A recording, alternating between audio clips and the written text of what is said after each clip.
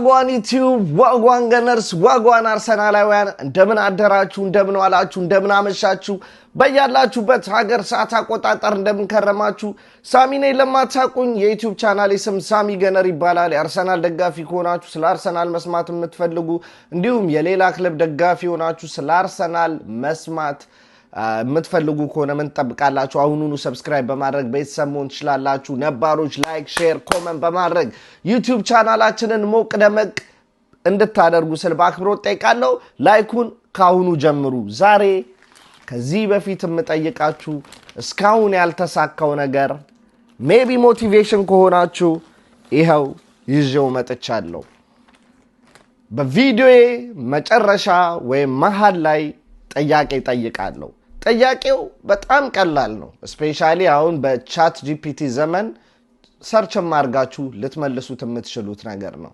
ነገር ግን ትንሽ ማከብድባችሁ የቤት ስራ እሱን አያይዤ ሰጣችኋለሁ መሆን ስላለበት መጀመሪያ አንተ አሁን የምታየው ላይክ በማድረግ ጀምር ምክንያቱም ይሄን ማሊያ ለመሸለም ቪዲዮ ከመቶ በላይ ላይክ ወይም ደግሞ 100 ወይ ከመቶ በላይ ላይክ ሊገባ ይገባል ሁለተኛው ነገር ደግሞ ከዚህ በፊት የኢብሪቼዝ አርሰናልን መፈረም ተያይዞ ያደረገውን ቃለ መጠይቅ በአማርኛ ተርጉሜ ያቀረብኩት ፕሮግራም ነበር ከ5000 ቪው በላይ ታይቷል እሱን መርታት አለበት ማለትም ከ5000 በላይ ቪው ካገኘ ለአርሰናል ደጋፊዎች የምትመለከቱትን ከፈለጋችሁ ይሄኛውን ከፈለጋችሁ ሆም ቀዩን ማሊያ እንሸልማለን ለሌላ ክለብ ደጋፊዎችም የክለባችሁን ማሊያ ኦተንቲክ ኦሪጂናሉን ተጫዋቾቹ የሚለብሱትን ማሊያ እንሸልማለን ማለት ነው እንግዲህ ይሳተፉ ይሸለሙ ይንበሽበሹ ማለት ነው ሌላ ደግሞ ምናልባትም እኔ ይሄ ማሊያ ያለኝ አልፈልግም ነገር ግን ለሰው መስጠት የምትፈልጉ ወይ ለልጆቻችሁ የልጆች ከፈለጋችሁ ችግር የለውም ለሱም ቢሆን መላዘይደናል ከፈለጋችሁ በስማቸው በመትፈልጉት ቁጥር ከስተማይዝ አድርገን የምንሸልም ይሆናል ማለት ነው እንደምታዩት ይሄ ተዘጋጅቷል ሆፕፉሊ ብዙዎች የአርሰናል ደጋፊ ዲስ ሲዝን የወደዱት ማሊያ ይሄ ነው ብዬ ነው ተመልሰናል ማለት ነው በለንደን ደርቢ አርሰናል ከሜዳው በመውጣት ስታንፎርድ ብሪጅ ተጉዞ ቸልሲን የሚያስተናግድበት መርሃ ግብር ይጠበቃል አንደኛው ከሁለተኛው ሰማያዊዎቹ ከመድፈኞቹ የሚያደርጉት ጨዋታ እጅግ በጣም ተጠባቂ ነው ማለት ነው ስለዚህ ጨዋታ አንዳንድ ነገር ለማለት ነው የመጣሁት መጀመሪያ እስኪ ስለ ሆም ቲም ወይም ደግሞ ባለሜዳው ክለብ ቸልሲ እንነጋገር ቸልሲ ዘንድሮ ሲዝኑን ሲጀምር ኮንሲስተንሲ የሌለው ቲም ሆኖ ነበር የጀመረው ያ ማለት ደግሞ ያሸንፋል ብለን ስንጠብቅ ነጥብ ሲጥል ተመለከተን ይሄ ጨዋታ እንኳን ይከብደዋል እዚህ ጨዋታ ላይ ነጥብ ይጥላል ብለን ስንጠብቅ የኤንዞ ማሬስካው ቸልሲ ውጤት ይዞ ሲወጣ በተደጋጋሚ ተመለከተን አንድ ሁለቴም ታይትል ሬሱ ላይ አለ ስንለው ሚንሸራተት በቃ ወጣ ስንለው ደግሞ አሁን እንደምትመለከቱት ሁለተኛ ደረጃ ላይ ተቀምጦ እንግዲህ የዋንጫ ፉክክሩ ላይ በ6 ነጥብ ከአርሰናል አንሶ ሁለተኛ ደረጃ ላይ የሚገኘው ቲም ነው ስለ ቸልሲ ለማውራት ያክል ቸልሲ አሁን ላይ ከዛ አንኮንሲስተንስ ከነበረ ፐርፎርማንስ ተሽሎ ሰሞኑን አሪፍ መረጋጋት ላይ ይገኛል በ11 ተከታታይ ጨዋታዎችም 9ኙን ጨዋታ ማሸነፍ ችሏል ለዛም ነው ሁለተኛ ደረጃን ከሚጠበቁት ማንቸስተር ሲቲ እና ሊቨርፑል ተሽሎ ሁለተኛ ደረጃ ላይ የሚገኘው ቸልሲዎች እጅግ በጣም ጠንካራ ስኳድ አላቸው ዶንት ኖ በተደጋጋሚ ኤንዞ ማሬስካ ሲጠየቅ የዋንጫ ፉክክሩ ላይ ካምና ጀምሮ የዋንጫ ፉክክሩ ላይ የለንም የዋንጫ ፉክክሩ ላይ ገና ነን እንደዚህ አይነት አስተያየቶች ሲሰጥ ተደምጧል በኔ በኩል ግን ይሄውላ ገንዘብ ኢንቨስት የተደረገበት በጣም ጠንካራና ትልቅ ስኳድ ያለው ቲም እንዴት በራስ መተማመን አጥቶ የዋንጫ ፉክክር ውስጥ የለንም ሲል ደጋፊዎቹ የቸልሲ ደጋፊዎች እንዴት አምነው ተቀብለውት እንዲሁም አመራሮቹም ቢሆኑ እንዴት አምነው ተቀብለውት ዝም እንደሚሉ አይገባኝም ያሁላ ስፔንድ ያደረጉት ገንዘብ ያሁላ ታዳጊ ወጣት በየቦታቸው ብዙ ኳሊቲ የሆኑ ተጫዋቾች ያለው ቲም ራሱን የዋንጫ ፉክክር ላይ ማስገባት ካቃተው እንግዲህ ራሱም ካመነ አስቸጋሪ ነው ማለት ነው። ምናልባትም ፕሬሸር ቡድኑ ላይ ላለማሳደር ቢሆንም ነገር ግን እንደ ቡድን ለዋንጫ ነው የምንፎካከረው እያላችሁ ያን እንደ ወኔ መጠቀም የተሻለ ነው ብዬ አስባለሁ። እንግዲህ ይሄ ጨዋታ ከለንደን ደርቢነት ባለፈ የሁለቱ ተቀናቃኝ ስሜት ከሱ ውጪ ራሱ አሁን አንደኛና ሁለተኛ ደረጃ ላይ ይገኛሉ። እንግዲህ አርሰናል ከዚህ በፊት 4 ጊዜ አንደኛ ደረጃ ላይ ሆኖ ቸልሲን ገጥሞ ነበር። በአራቱም ድል ቀንቶታል። ወደ እርስ በርስ ግንኙነቶቹ ወደ ኋላ መጣለሁ። ቸልሲ እንግዲህ በትራንዚሽናል ፉትቦል የሚጫወት እጅግ በጣም ጠንካራ ቲም ነው። ነገር ግን አርሰናል ለዚህ ቲም ተገቢ የሆነ ምላሽ አለው ብዬ አስባለሁ። ለዛም ደግሞ አርሰናል የሁዱን ጨዋታ በካውንተር ብሬክ ወይም ደግሞ በካውንተር ፕሬስ በጣም ቸልሲን ማስጨነቅ ይጠበቅባቸዋል ገና ከጅምሩ ማለት ነው። ሌላኛው የዚህን ጨዋታ አሸናፊ ዲፋይን ሊያደርግልን ከሚችሉት ጉዳዮች መካከል እንግዲህ የመሃል ሜዳው ባትል የመሃል ሜዳው ጦርነት ነው። ይሄም በአርሰናል በኩል በዙቢሜንዲና ራይስ በኩል ይመራል። በቸልሲ በኩል ደግሞ ካይሴዶና ኤንዞ ፈርናንዴዝ በቸልሲ በኩል ሆነው የመሃል ሜዳውን ፍልሚያ ማን የበላይ ሆኖ ይጨርሳል የሚለውን እንግዲህ እሁድንም የምንመለከተው ይሆናል። ስለነዚህ የመሃል ሜዳ ባትል ካነሳን አይቀር ግዴታ ማንሳት ያለብን ነገሮች አሉ። እርሱም ሁልጊዜ ቸልሲ ከአርሰናል ሲገናኙ ሁለት ተጫዋቾችን ማፎካከር ማወዳደር የተለመደ የሆነ መጥቷል። እሱም የቸልሲውን የ6 ቁጥር ማለትም የተከላካይ አማካኝ ካይሴዶን ከዴክላን ራይስ ጋር ማለት ነው። ሌትስ ቢ ሆነስት እዚህ ጋር እኔ የአርሰናል ደጋፊ ነኝ። አርሰናል ደጋፊ ስለሆንኩ አይደለም ይሄን አስተያየት የምሰጠው፣ ግን ክሊር ማድረግ ያለብን ነገር አለ። አንደኛ ሁለቱ ሊወዳደሩ የሚችሉ ተጫዋቾች አይደሉም ብዬ ነው ማስበው። ምክንያቱም አንድ አይነት ቦታ አይደለም የሚጫወቱት። የዴክላን ራይስ 6 ቁጥር ቦታ ላይ የተገደበ ሚና የለውም። ዴክላን ራይስ ቦክስ ቱ ቦክስ ነው። 6 ቁጥር ቦታ ላይም 8 ቁጥር ቦታ ላይም እየተገኘ ቦክስ ቱ ቦክስ ያለ እየተንቀሳቀሰ የሚጫወት ጠንካራ ተጫዋች ነው።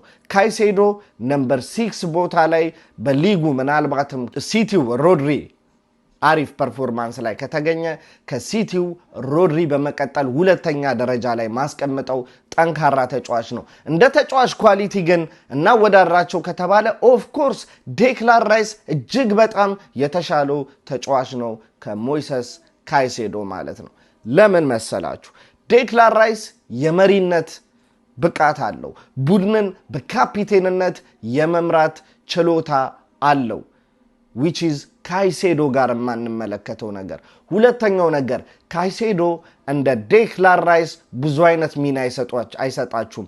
ቦክስ ቱ ቦክስ እየተሯሯጠ የሜዳውን በቃ እያንዳንዷን ሳር እየረገጠ የሚጫወት ተጫዋች አይደለም። ሶስተኛው ነጥብ ደግሞ ሴት ፒስ። የአርሰናል ዘንድሮ ትልቁ መሳሪያ ሴት ፒስ ነው። ከቆመ ኳስ የቆመውን ኳስ ማን ነው የሚያሻግረው? በቀኝ በግራ በኩል የሚገኙ ኮርናዎችን በአስገራሚ ሁኔታ ወደ ተጠበቀባቸው ቦታዎች የሚያሻግረው ተጫዋች ዴክላን ራይስ ነው። በሞይሰስ ካይሴዶ በኩል ይሄንን ነገር አንመለከትም።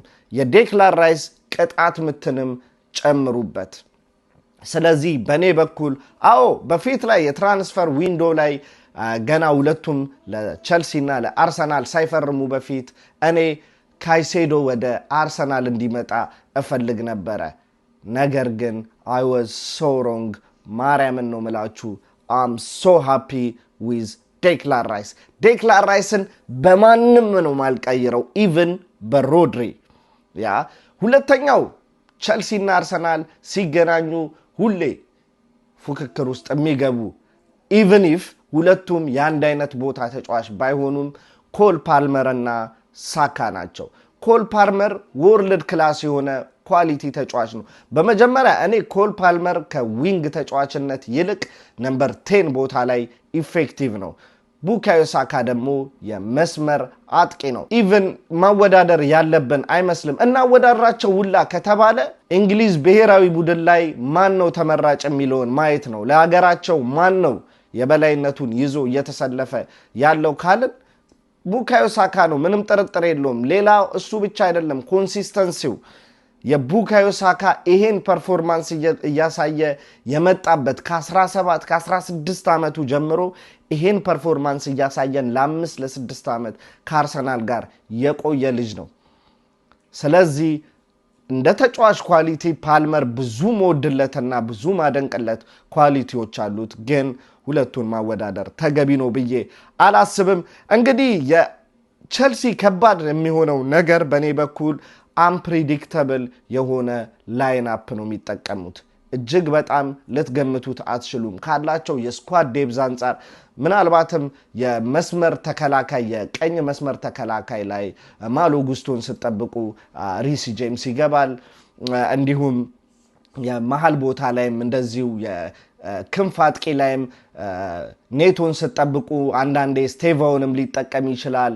ስለዚህ ኳሊቲ የሆኑ ስፔሻሊ የቼልሲን የመስመር ተጫዋቾች እጅግ ልንጠነቀቃቸው ይገባል። በኔ በኩል በቲምበር እርግጠኛ ነኝ። በቲምበር ምንም አይነት ጥርጣሬ የለኝም። አሳይቶኛል። ዊኪን ዊክ አውት እጅግ የሚገርም ፐርፎርማንስ እያሳየ ያስመሰከረ ተጫዋች ነው። እንደዛ ስል ደግሞ ካላፊዮሪ አላስመሰከረም ማለት አይደለም። ነገር ግን ካላፊዮሪ ከመከላከሉ ይልቅ አታኪንግ ላይ የሚያደርገው አስተዋጽኦ ነው ሞር እምወድለት። ስለዚህ መከላከሉንም የሁዱ ጨዋታ ላይ መዘንጋት የለበትም። ምክንያቱም የቼልሲ የመስመር ተጫዋቾች አይናችን አንዴ ብሊንክ ካደረገ አደጋ ሊፈጥሩብን የሚችሉ ተጫዋቾች ስለሆኑ ማለት ነው። ስለ ሁለቱ ክለቦች የእርስ በርስ ግንኙነት እየተመለከተን እንደሆነ አርሰናል የበላይ ነው። ያለፉትን 10 የእርስ በርስ ግንኙነት ከተመለከተን አርሰናል 7ቱን አሸንፏል። ቼልሲ አንድ ጨዋታ ብቻ ነው ማሸነፍ የቻለው፣ እሱም 2021 ከ4 ዓመት በፊት ማለት ነው። 2 ጨዋታ ደግሞ በአቻ ውጤት የተጠናቀቀ ጨዋታ ነው ማለት ነው። የባለፈው ሲዝን ውጤታቸውን የተመለከተ እንደሆነ በስታንፎርድ ብሪጅ በተደረገው ጨዋታ 1-1 በሆነ ውጤት ነበር የተጠናቀቀው። ለአርሰናል ብቸኛዋን ጎል ማርቲኔሊ ነበር ማስቆጠር የቻለው። ማርቲኔሊ ታውቃላችሁ ከቼልሲ ጋር በተጫወተባቸው ጨዋታዎች ጎል ወይም አሲስት ማድረግ የሚቀናው የአርሰናል ተጫዋች ነው። ጥሩ ቁጥሮችም አሉት ቼልሲ ጋር ባደረግናቸው ጨዋታ ማለት ነው። በቼልሲ በኩል ደግሞ ያቻነቷን ግብ ፔድሮ ኔቶ ነው ያስቆጠረው። ኔቶም አርሰናል ላይ ከጎል ማግባት ከሚቀናቸው ተጫዋቾች መካከል ነው፣ ኢቨን ወልቨርሃምፕተን እያለም ማለት ነው። ስለዚህ የሆሙን ጨዋታ ደግሞ በሜዳችን ያደረግነውን ሁለተኛ ጨዋታ በሚካኤል ሜሪኖ የጭንቅላት ጎል 1-0 ማሸነፍ ችለናል። ከዛ ሲዝን በፊት የነበረው ሲዝን ደግሞ የማይረሳው የ5-0 ድል ማን ይረሳዋል? የካይ ሃቨርት 2 ጎል፣ የቤን ዋይት 2 ጎል፣ አይ ቲንክ አንዱን ትሮሳርድ ነው ያስቆጠረው። ከዛ ካይ ሃቨርትስ የቀድሞ የቼልሲ ተጫዋች ነውና ሰለብሬት አያደርግም ተብሎ ሲጠበቅ ኢቨን በጉልበቱ ሜዳ ላይ ተንሸራቶ የሚገርም የደስታ አገላለጽ የተመለከትንበት። ስለዚህ ካይ ሃቨርትስ አሁን ከጉዳት አገግሞ ምናልባትም የነገው ጨዋታ ላይ የተወሰነ ሰዓቱ የመጫወቻ ሰዓቶች ሊያገኝ ይችላል። ከቼልሲ ደጋፊዎች ምን አይነት አቀባበል ይጠብቀው ይሆናል? እሱም የሚጠበቅ ነው። ስለ ሁለቱ ክለብ ስናወራ እንግዲህ ከቼልሲ ያስፈረምነው ሌላ ተጫዋች አለ እዚህ ጨዋታ ላይ የሚጠበቅ ኖኒ ማድዌኬ ቻምፒዮንስ ሊግ መርሃ ግብሩ ላይ አይታችሁታል። ተቀይሮ ገብቶ ወደሚወደው የቀኝ ማጥቃት ክንፍ ቦታ ላይ እንደተቀየረ ከካላፊዮሪ ተሻግሮለት በአርሰናል የመጀመሪያ ጎሉን ማግኘት ችሏል። ለርሱም የቻምፒዮንስ ሊግ የመጀመሪያ ጎል ሆና እንደተመዘገበች እናውቃለን ማለት ነው። የሁለቱን ክለቦች እንግዲህ ስናነጻጽር የዘንድሮ ፐርፎርማንሳቸውን ቁጥራዊ መረጃ ይዤላችሁ መጥቻለሁ።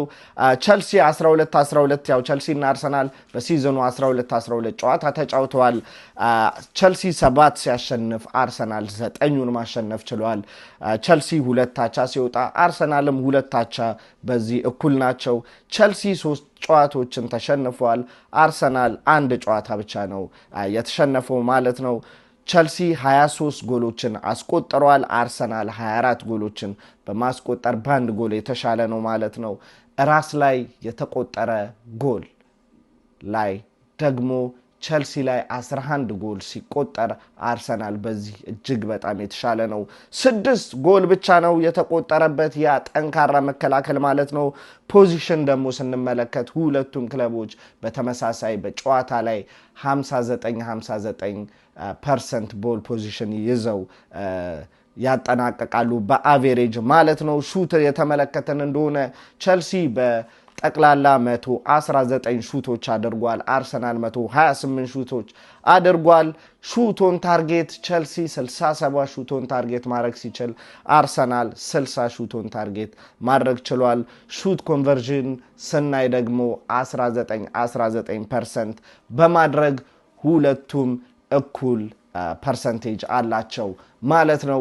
ሌላኛው ስለዚህ ጨዋታ ስንነጋገር እንግዲህ በቸልሲ በኩል በጉዳት እዚህ ጨዋታ ላይ አይኖርም የተባለው ኮል ፓልመር ምናልባትም እዚህ ጨዋታ ላይ ከመድረስ በላይ ኢቨን ስታርቲንግ ላይናፑ ላይ ልንመለከተው እንችላለን እየተባለ ይገኛል።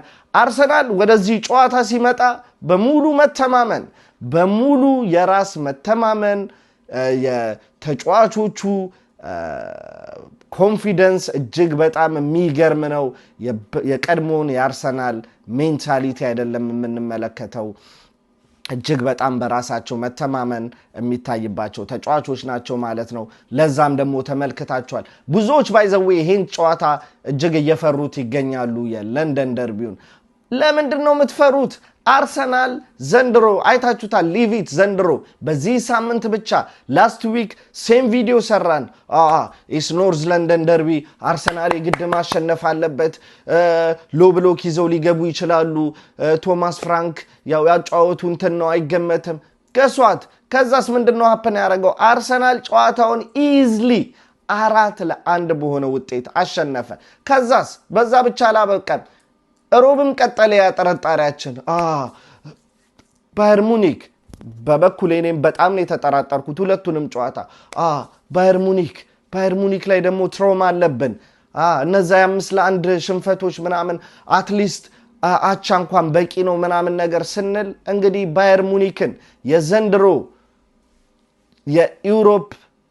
የአውሮፓ ላይ ከሚገኙ ጠንካራ ቲሞች ምናልባትም ግንባር ቀደም ላይ የሚገኘውን ባየር ሙኒክን ያምና የቻምፒዮንስ ሊግ ሻምፒዮንን ፒኤስጂን በሜዳው ያሸነፈው ባየር ሙኒክን ቸልሲን በመጀመሪያው ሳምንት የቻምፒዮንስ ሊግ መርሃ ግብር ማሸነፍ የቻለው ባየር ሙኒክ ካደረጋቸው በዚህ ሲዝን እንዳለ ጠቅላላ ጨዋታ አንዳቻ ብቻ መውጣት የቻለ ምንም አይነት ሽንፈት ያላስተናገደውን ያጠንካራ ባየር ሙኒክን በነ ሃሪኬን በነ ኪሚች እነ ጂናብሪ ኦሊሴን የመሳሰሉ ኳሊቲ ተጫዋቾች ያሉትን ባየር ሙኒክን 3-1 ከረፍት በኋላ ሙሉ ለሙሉ የጨዋታ ኮንትሮል አድርገን በጨዋታው ላይ 2 ብቻ ሹቶን ታርጌት በነዛ የማጥቃት እንቅስቃሴዎቹ በጨዋታ ብዙ ጎል በማግባት የሚታወቀውን ባየር ሙኒክን ብዙ ጎል አይደለም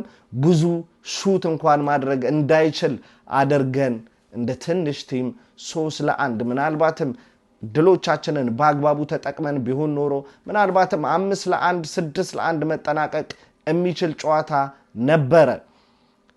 እንደዛ አይነት ፐርፎርማንስ አሳይተው 3-1 በሆነ ውጤት አሸንፈው በቻምፒዮንስ ሊጉም ቶፕ ኦፍ ዘ ቴብል በፕሪሚየር ሊጉም ቶፕ ኦፍ ዘ ቴብል የሆነውን አርሰናል አሁንም የምትጠራጠረው ከሆነ you need to check yourself። አሁኑኑ ሕክምና ሄደ ራስህን ታየው። ኢዝሊ ምንም እንኳን ስታንፎርድ ብሪጅ ቢሆንም ምንም እንኳን ቸልሲ ቢሆንም ምንም እንኳን እነ ስቴቫኦ እነ አጃኦ ፔድሮ የመሳሰሉ እነ ኔቶን የመሳሰሉ ጠንካራ ተጫዋቾችም እንኳን ቢኖሩት አርሰናል ይሄን ጨዋታ ያሸንፋል የሚል ሙሉ እምነት ነው ያለኝ። ሙሉ እምነት። ቡካዮ ሳካ በኩኩሬላ እንግዲህ ከባድ ፍልሚያ ይጠብቀዋል። እሱን በቡካዮ ሳካ በኩልም ማሸነፍ ግዴታ ይገባናል። ቡካዮ ሳካን ኩኩሬላን ተመልክታችሁታል ቻምፒዮንስ ሊግ ላይ። ቸልሲም ወደዚህ ጨዋታ ሲመጣ ባይዘዌ ቻምፒዮንስ ሊግ ላይ ባርሰሎናን 3-0 አሸንፎ ነው። ነገር ግን ሊሰን አርሰናል ላይ 3 ጎል ያ ባርሰሎና የሰጠን ሃይላይን አርሰናል ላይ ታገኘዋለህ ማለት አይደለም። በፍጹም ሌላ አይነት ተጋጣሚ ነው የሚገጥመህ የሚካኤል አርቴታው አርሰናል።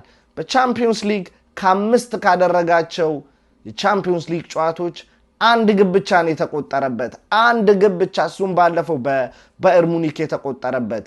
በፕሪሚየር ሊጉም 6 ግብ ብቻ ነው በ12 ጨዋታ የተቆጠረበት። በጠቅላላ በቻምፒዮንስ ሊግ እና በፕሪሚየር ሊግ የ17 ጨዋታ 7 ጎል ብቻ ነው የተቆጠረበት። የካራባው ካፑን ጨዋታዎች ትታችሁ ማለት ነው። ስለዚህ እኔ ግምቱን ለአርሰናል እሰጣለሁ። ግምቴን ከማስፈሬ በፊት ግን ይህን ማሊያ የምትሸለሙበትን ጥያቄ አሁን እጠይቃለሁ።